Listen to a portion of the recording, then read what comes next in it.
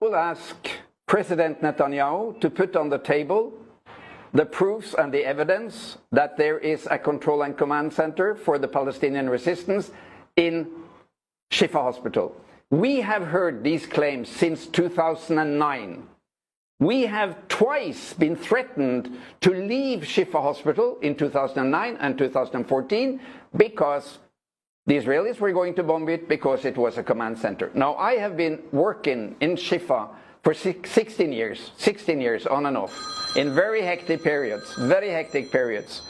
I've been able to walk freely around. I take lots of pictures, I video film. I've been sleeping in the hospital during bombardment. I've been all over. I've never been restricted, controlled. Nobody has ever controlled my picture and documentation material. So, well, if there is a command center, show us. You have pictures and X-ray films of all Gaza, all the tunnels, everything. So why is it that these 16 years of threats that Shifa is a command center has not been given any evidence at all that it de facto is? Now, if it was a military command center, I would not work there because I obey to the Geneva Convention, number one.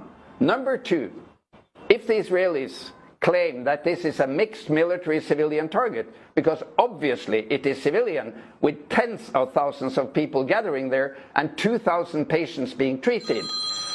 If it is a mixed military-civilian target, the civilian precautions take priority over the military. So in accordance with the Geneva Convention, you can't bomb hospitals unless they have very clear military functions. So to me, this is all part of this immense intimidation of the Palestinian people in Gaza. They are threatened with leaflets from the planes and the helicopters. They're threatened by phone calls. They're threatened by, you know, if you stay in northern Gaza now, we define you as a terrorist. What is this? 2023. 2.5 million, 2.2 million people, civilian, unarmed people being killed. A child killed every 10 minutes. So far today, the number of killed Palestinian children is 3,324, and there are missing 2,062 Palestinian children in Gaza. That's 5,300 Palestinian children killed in 3 weeks. And I asked President Biden, what kind of president are you? And the vice president, do you have children?